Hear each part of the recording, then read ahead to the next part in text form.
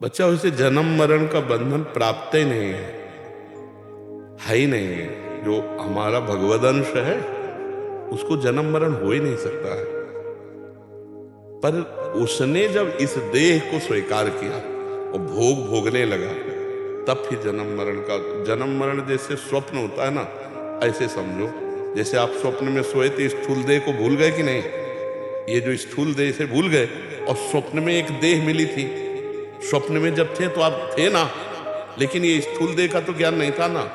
तो उस समय जब उस देह में आप विचरण कर रहे थे वो आपका नया जन्म समझो। फिर आपका स्वप्न टूटा तो फिर स्थूल देह में आ गए ना। तो अब चूंकि ये एक ही देह की तीन दशा हुई, जागृत स्वप्न सुषुप्ति, तो आप उसको भेद नहीं कर पा रहे। ठीक ऐसे ही है, गाढ़ सुषुप्ति मृत्यु, फिर जगह दूसरी योनि में, फिर जगह तीसरी योनि में। अब अगर उसे मुक्त होना है तो आत्मज्ञान प्राप्त करे कि मैं शरीर नहीं हूं और अपने को भोगों से हटाए। अगर भोगों में लगा रहा तो फिर नहीं, फिर ये तो बड़ा दुख में संसार है। बार पुनरपि जननम पुनरपि मरणम पुनरपि जननी जठरे शयनम। अगर भजन नहीं करेगा भगवान का और ज्ञान नहीं प्राप्त होगा तो इसी अज्ञान में बंधा बार बार जन्म मरण को प्राप्त होता रहेगा। जैसे सोते हुए पुरुष को बड़ा स्वप्न में दुख या सुख मिल रहा है, पर उसे जगा दो तब वो जाग कर जानेगा कि ना वो सुख था ना दुख था, जगा हुआ पुरुष। ऐसे ही जब ब्रह्म बोध हो जाता है या भगवत प्रेम प्राप्त हो जाता है तब वो इस संसार से मुक्त होता है। नहीं तो बार बार जन्म मरण लगा रहता है। इसलिए बार बार भगवान का नाम जप करना चाहिए। नाम जप करने से ही हमें शुद्ध ज्ञान प्राप्त होगा और ज्ञान से ही हम ये देख पाएंगे कि हम जन्म मरण वाले नहीं हैं। हम कोई स्थूल शरीर नहीं है, हम सूक्ष्म शरीर नहीं है, हम कारण शरीर नहीं। तीनों का पावर जो वो मैं हूं। अब हमारा कोई रूप थोड़ी है, अपना कोई रूप थोड़ी। एक बिजली का क्या रूप है? आप कहोगे हाइलोजन, आप कहोगे एसी पंखा, ये बिजली का रूप नहीं है। ये तो बिजली जहां प्रयोग में आ रही वो यंत्र है। ये यंत्र है, करण है। ये वो जो कारण तत्व उसका कोई रूप नहीं है। जीव जिस रूप में आसक्त हो जाता है कर्मफल वही बनता। कभी सुअर, कभी कुत्ता, कभी नाली का कीड़ा, कभी देवता, कभी ब्रह्मा, कभी ये। और जब जितने समय तक की आयु हुई उतना समय तक इस पृथ्वी में रहकर फिर दूसरी योनि को प्राप्त होता है। और पहली योनि वाला सब अब ये तड़प रहे हैं, लेकिन उसको एक सेकंड भी इनकी याद नहीं। कोई हमारे माता पिता थे पूर्व जन्म में, आप बोलो अभी कैसे साल के हो आप? 28 के वर्ष के पहले आप कहीं थे, लेकिन कौन था अब हमको याद नहीं। माँ के गर्भ में अभी थे, हमें पता ही नहीं कि गर्भ में कितना कष्ट भोग रहे थे। इसी जन्म की बात है। ऐसे ही पूर्व जन्म के जैसे माता पिता परिवार सब विस्मृत हो गए, ऐसे जैसे अभी शरीर छूटा और तो कभी याद नहीं आएगा। त्रिभुवन में त्रिकाल में कभी याद नहीं आएगा कि कोई मेरे लिए रो रहा है, कोई मेरे लिए तड़प रहा है, कोई मेरा, उसको कभी नहीं आएगा। वो अलग डिपार्टमेंट। बस जहां शरीर से हटा स्मृति खत्म। शरीर से देखो, इसी शरीर में देखो, ये शरीर माँ के गर्भ में रहा, एक सेकंड की याद नहीं है। और 9 महीने रहे, एक सेकंड की याद नहीं। तो पूर्व जन्म में भी हमारे माता पिता परिवार नहीं होंगे, हमें एक सेकंड की याद नहीं। ऐसे इस जन्म का भी याद नहीं रहेगा। हम नए जन्म में पहुंच जाएंगे। तो नया जन्म होने ना पावे और इसी जन्म में भगवत प्राप्ति हो जाए, इसी की साधना है, इसी का भजन है। इसीलिए हम सबसे प्रार्थना करते हैं, उठते बैठते चलते फिरते खाते पीते राधा राधा राधा राधा राधा। ये बहुत दुखालय है। अब इनकी छाती से पूछो, अब सारे सुख फीके लग रहे हैं। अब बस यही लग रहा है। और जबकि अभी एक गया, ये भी जाएगा, ये भी जाएगा, ये भी जाएगा। यार जितने जैसे कसाई वाड़े में नंबर आने पर हर कसूर बद हो रहे ना, जैसे हो रहे। अब जो उनको चारा डाला गया है वो तो नहीं जान रहे ना कि बस 10-5 घंटे की बात है, हमारा नंबर आया सो हम गए। ऐसे ही चंद मिनटों की बात है, हमारा भी नंबर है, आपका भी नंबर है। अब वो कब है अब वो पता नहीं है। बस क्या क्रम से शब्द। यहाँ हम आए हैं केवल भगवत प्राप्ति करने के लिए। चाहे गृहस्थ धर्म में हो, चाहे विरक्त धर्म में हो, यदि भगवान का भजन हो रहा है तो हम भव समुद्र से पार हो जाएंगे। बारी मथे घृत होए बरु सिकताते बरु तेल, बिनु हरि भजन न भवतरी या सिद्धांत पेल। बिना भजन के संसार समुद्र से पार नहीं हुआ जा सकता। और बड़ा भयावह संसार समुद्र है। प्रवचन कर लेना अलग बात है। जैसे हमने माना कि हमारा मित्र है या हमारा पुत्र है, और जब वो बिछोह को प्राप्त होता है तब उसके हृदय से पूछो क्या होता है? कोई ज्ञान का, ममता रत सन ज्ञान कहानी। उसको ज्ञान कुछ नहीं। उसको ये लगता है अगर कोई पावर हो तो एक बार केवल बात कर ले कि तुम ऐसा क्यों किया। एक बार बात कर ले कि क्या तुमको हमारे प्रति थोड़ा भी लगाव नहीं था? तुम केवल अपने ही विषय में सोचते थे। कम से कम ये सोचते कि हमारे जाने के बाद, हमारी ऐसी क्रिया के बाद हमारे मम्मी पापा का क्या होगा, हमारे परिवार, मतलब तुम्हारे हम कोई नहीं थे, केवल तुम अपनी सोच।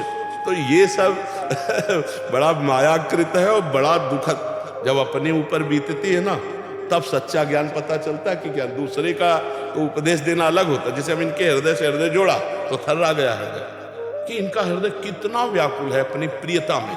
अब वो ज्ञान काम नहीं करेगा, ममता रत्सन ज्ञान कहानी, अब वो ज्ञान कहानी को तो सुखद समय में समझ में आती है, लेकिन दुखद समय में भगवान की कृपा ही संभालती है, भगवान की कृपा। तो इस मनुष्य जीवन में ऐसा भजन कर लो, ऐसा ज्ञान प्राप्त कर लो कि अगला जन्म ना हो। आत्मज्ञान। हाँ, बस ये एक ही उपाय है। गुरुदेव, पावर सब एक, भगवान के पावर सबके अंदर है, लेकिन उसी घाट पे संत महात्मा जप कर रहे हैं और वहीं पे लोग शराब पी रहे हैं। हाँ, बात यहाँ देखनी बच्चा, बात यहाँ समझनी है कि वो तमोगुणी लोग हैं। आज हम सत्संग में कह रहे थे कि जैसे गंगा आदि किनारे और घाटियों आदि में भजनानंदियों का भजन का भाव बढ़ता है, ऐसे विषयी पुरुषों का विषय भाव बढ़ता है। तो उनका तो विषय, ये तो खुद ही वहीं पे ही 84 पाठ करेंगे हम, वहीं पे लोग पीते, मना करने जाइए तो लोग नहीं, मना करने की आज की क्षमता नहीं। आज आप मना करोगे तो आप पर प्रहार कर देंगे, बिल्कुल नहीं। आप अपना 84 जी का पाठ करो और वो अपना कर रहे हैं, वो अपना बीज बो रहे हैं। जो बीज बो रहे हैं वो बहुत भयानक है, क्योंकि काशी जैसे परम पवित्र क्षेत्र में गंगा के किनारे मदिरा पाने तो महापाप कर रहे हैं। अब उनका कहाँ धुलेगा जाके, तो उनको बेचारे बुद्धिहीन है। आप बहुत इतना कर दीजिए कि भगवान विश्वनाथ जी से प्रार्थना कीजिए कि इनको क्षमा करना, प्रभु इनको भी सद्बुद्धि दो, ये आपके ही धाम में रह रहे हैं, आपकी नगरी में रह रहे हैं, तो आप इन पर कृपा कीजिए। बकाया बच्चा, कलयुग जैसे जैसे बढ़ता, डर लग रहा है, डर लग रहा है कि क्या होगा धर्म का। ऐसा बढ़ता चला जा रहा है समय, और ऐसे लोगों की बुद्धि भ्रष्ट होती चली जा रही है कि डर लग रहा है कि कैसे समाज उभरेगी। जब पापात्मा जीवों की वृद्धि होती जाएगी तो प्रकृति अपने सौंदर्य और अपनी शक्ति को अपने अंदर खींचती चली जाएगी। अब देखो, बड़े बड़े आम के वृक्ष थे, जहाँ फ्री आम खाओ आम के फसल में, वो सब आम खत्म। बड़े जो वृक्ष होते थे, एक एक बीघा में ऐसे फैले हुए कि एक एक गाड़ी आम होते थे, वो वृक्ष गए। पृथ्वी बड़ी बड़ी कीमती और सुखद वस्तुओं को अपने अंदर छुपाती चली, पानी का लेवल नीचे चला जा रहा है और वृक्षों की हानि होती चली जा रही है, ऑक्सीजन कम होता वातावरण में चला जा रहा है। ये धीरे धीरे जैसे जैसे पाप बढ़ते जाएंगे वैसे वैसे प्रकृति त्राहिमाम बुलवा देगी सबको। अभी मनमानी आचरण कर ले, जैसे हमें तो डर लग रहा है कि इसी जन्म में भगवत प्राप्ति कर ले, नहीं आगे और कलिकाल ऐसा आता चला जाएगा भगवत प्राप्ति करना। आजकल मांस मदिरा गलत आचरण एक मनोरंजन हो गया है, मनोरंजन हो गया। कोई से थोड़ी मानता है पाप है, कोई नहीं मानता। व्यभिचार को कोई पाप मानता है क्या? आजकल तो मनोरंजन माना जाता है। कलयुग है बच्चा, बहुत बढ़ रहा है। वृंदावन से जाने के बाद गुरुदेव मन बेचैन हो जाता है, वजन बढ़ने लगता है, उसके बाद कम होने लगता है गुरुदेव जाने के बाद। हाँ, ये तो खैर भगवत धाम, यहाँ तो परमाणु ऐसे हैं। अभी जगह जगह कीर्तन, भगवत कथा, भगवान नाम, बड़े प्रेमी महात्मा विराजमान है, इसलिए ऐसा। पर अपने में रहे, देखो अपने में रहे तो कुछ नहीं बिगड़ने वाला। अगर नाम चल रहा है, हम दूसरों के दोष दर्शन करके अपने अंदर ना आने दें तो हम सुरक्षित बने रहेंगे। नाम पाहारू दिवस निश्चित, लंका में रह करके जानकी जी कैसे सुरक्षित है? नाम पाहरू दिवस निश्चित, ध्यान तुम्हार कपाट, रात दिन नाम जपो, भगवत ध्यान, तो सुरक्षित रहोगे कहीं भी रहो। और सब लोग, सबसे प्रार्थना है, व्यसन किसी को सुख नहीं पहुंचाते हैं, गंदी बातें किसी को सुख नहीं पहुंचाते हैं। यदि गंदी बात और नशा और मांस भक्षण आदि छोड़ पाओ तो बहुत उत्तम बात है। और भगवान का नाम जप करो, एक न एक दिन शरीर जाना है। नाम ही तुम्हें परलोक में बचाएगा, नाम ही तुम्हें इस लोक में भी शांति प्रदान करेगा। अगर नाम जप नहीं है तो जीवन व्यर्थ चला जाएगा। कलयुग में अब कोई साधनाएं नहीं रह गई।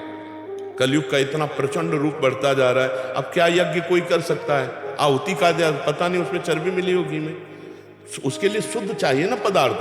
अच्छा, आप शुद्ध धान्य जौ आदि खरीदें तो खेतों में इतने केमिकल पड़े कि अशुद्ध हो गया, यज्ञ लायक नहीं रहा। अब रही ध्यान की बात, तो आंख मूंद के देखो, मन कितना चंचल बिजली की तरह है। अभी यहाँ, अभी बंबई, अभी कलकत्ता, मन कोई शांत थोड़ी है। अब और साधन देखो, व्रत उपवास, कौन सा व्रत है जो भगवान की प्राप्ति के लिए आ जाए? कूटू की पकौड़ी, सिंघाड़े का हलवा, ये चीज वो चीज, ये व्रत है। तो अब एक उपाय है, कलयुग केवल नाम आधारा, सुमिर सुमिर नर उतरहि पारा। खूब नाम जप करो, ये तुम्हारा लौकिक पारलौकिक सब मंगल कर देगा। बहुत बहुत कलिकाल का जैसा वृद्धि बढ़ती चली जा रही है अधर्म आचरण की, अभी तो आप लोग कृपा करके सुन रहे हैं, नहीं ऐसा भी समय आएगा संतों की कोई बात सुनेगा नहीं, कोई संतों की बात नहीं सुनेगा, धर्म की बात नहीं सुनना चाहेगा। आप तो समय दिए हैं हमें, आप कृपा किए कि आप यहाँ शांति से बैठ के सुन रहे हैं। आगे ऐसा समय आएगा कि हम चिल्लाते रहे, संतजन चिल्लाते रहे, कोई सुनेगा नहीं उनकी बात।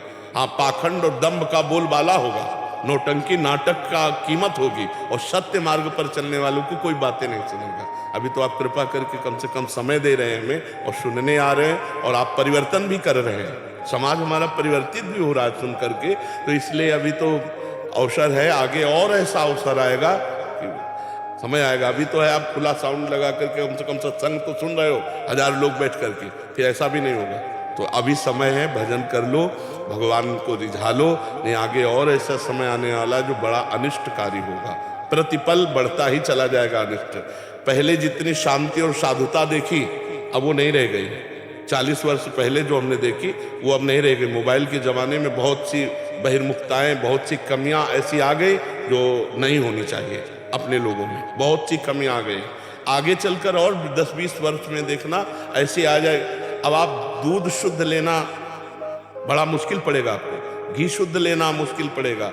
ये केमिकल के बने हुए ऐसे पदार्थ आते हैं जो असली पदार्थ बिल्कुल लगते हैं। अब ये चीज़ें खा के स्वस्थ कौन होगा, और बिना स्वस्थ हुए ध्यान कैसे लगेगा, साधना कैसे बनेगी, बड़ा कठिन। इसलिए नाम जप करो, जैसे बने तैसे राधा राधा राधा राधा बोलो।